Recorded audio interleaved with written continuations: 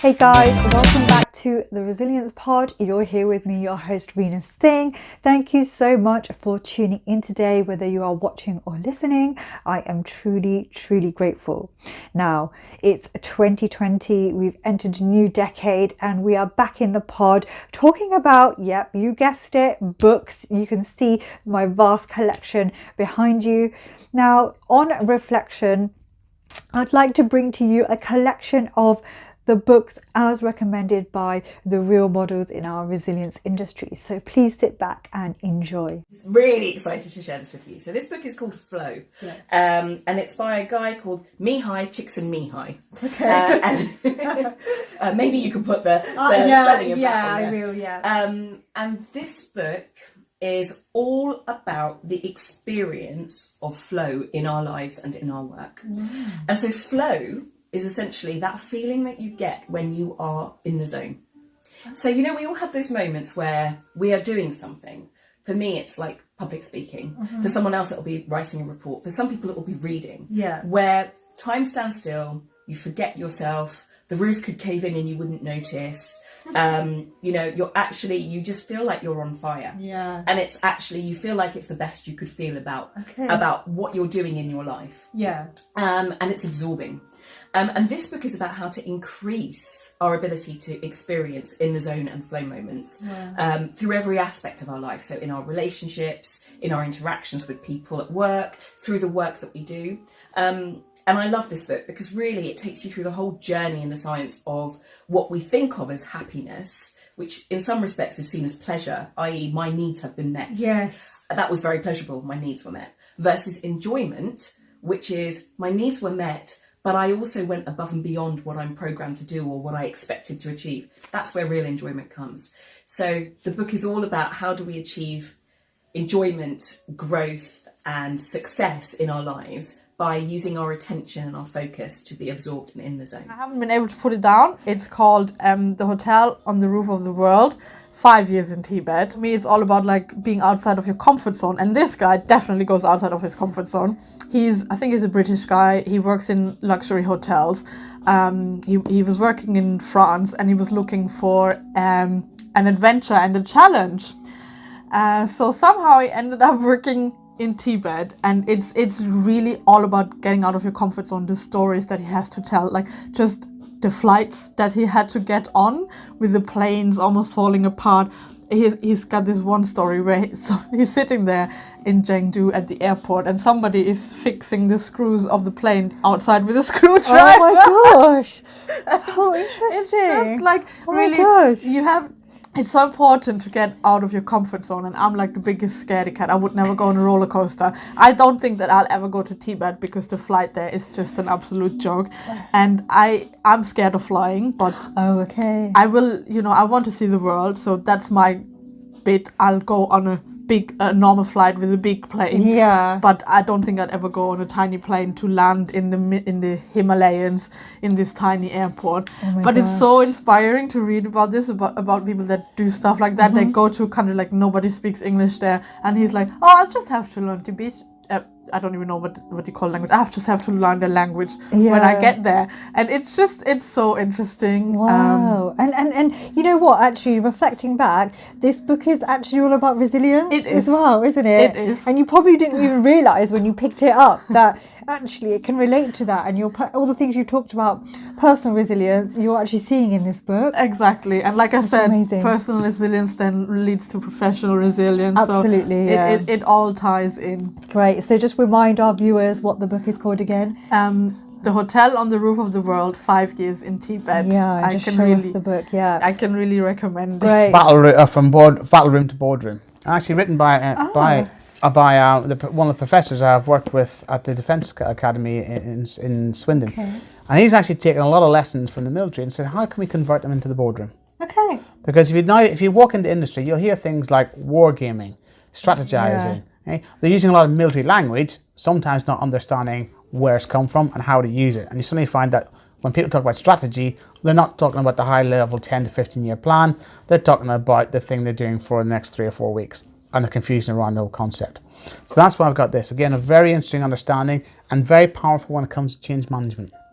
Because a lot of things he talks about here is how military have looked at doing decision-making, questioning, interrogation of evidence and intelligence to help them plan 5, 10, 16 months ahead. Okay. And so we should be thinking about doing it. So that's that one. Okay, so and remind us what it's called again. So that is From Battlefield to Boardroom. Okay. And who's it's it Ivan Yardley and a few others. I'm not a huge book reader. Okay. Obviously, I had to read loads of books for my masters. Yeah. But my current book that I'm reading, do you remember when I said to you, I have been told, you need to think a bit more strategic. So one of the things that I did, I bought some strategic books, to actually find out, okay, what am I not doing? Because I thought I was being strategic. But anyway, there you go.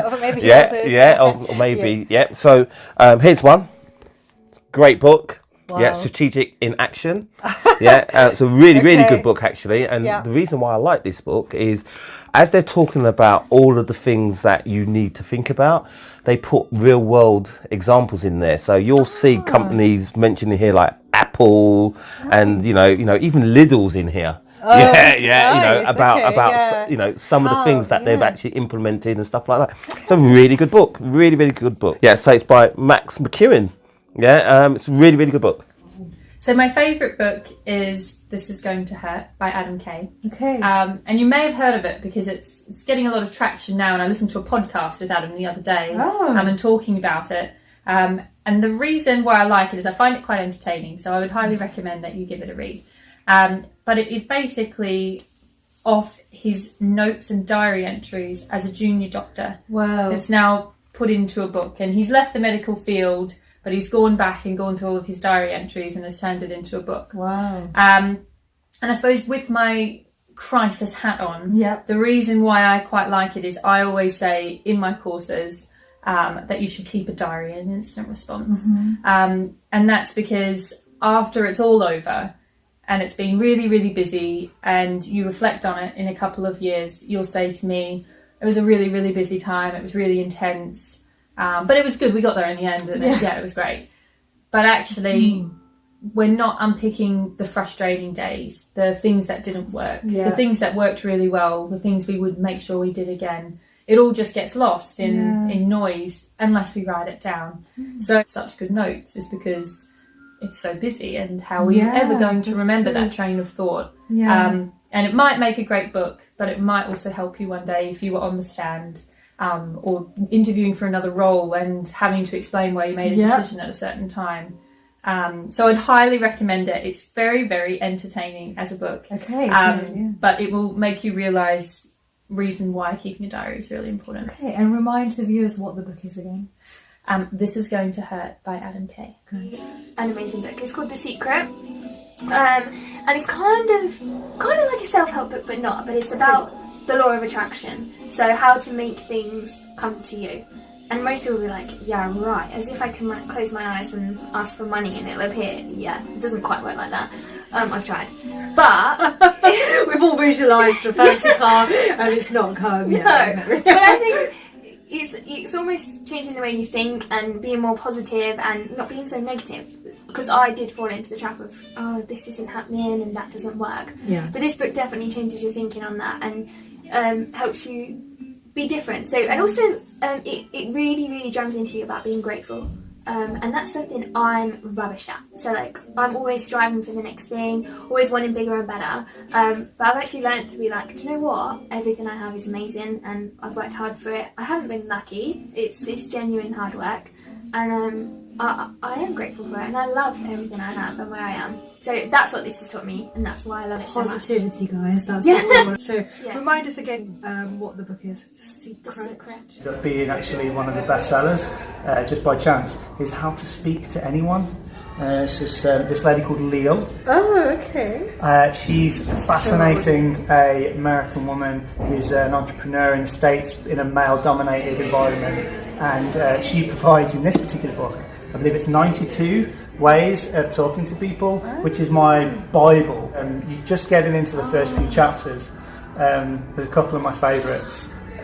They sort of being a word detective, she says, when you're at parties and conferences and networking. She says, everybody wants to talk about themselves. There's no doubt about that. And so all you have to do is just sort of attentively listen for the first sort of 3-4 minutes, and you can pick out a word which they subconsciously rolls off their tongue. So for instance, you're stood at a bus stop and you say an opening is like, oh, the weather's bad today, so it's not good for the flowers. Ding, are you into gardening? And do you have your own garden? That sort of thing. It's an opener, and all of a sudden and it teaches you very handy, well-trodden, difficult situations, and to deploy these techniques. I highly recommend it to anybody that's out there that feels like sort of choked up and nervous. I definitely felt like that, and I couldn't recommend it more. I'd be interested to see what you think out of it. How to talk to anyone. So there you have it, guys, a collection of the books as recommended by our real models in the resilience industry. Now, before I leave you guys today, I'd like to share my favourite book with you, and that is by Cal Newport. It's called Be So Good They Can't Ignore You. It's about why skills trump over passion. Now, we always hear that phrase, follow your passion and do what you like and money will come. But actually, how true is that? We should actually be utilising our skills to exploit and gain what Cal calls career capital. That way we create and then we just follow and live a remarkable life. That's what this book truly tells you, and it is definitely one of my favorites for 2019. It actually springed me into action and really made me reflect on the skills that I have and how I can then utilize my own career capital. And guys, this is just one of the reasons why Resilience Pod started. So there you go, guys, the books for 2020 that can inspire you. If you do decide to go and buy any of these books or you have read them, don't forget to share with me your feedback on them and whether you like them and your thoughts, because it's all about sharing information after all. Guys, don't forget to subscribe and stay tuned. Thank you all so much, and I will see you next time.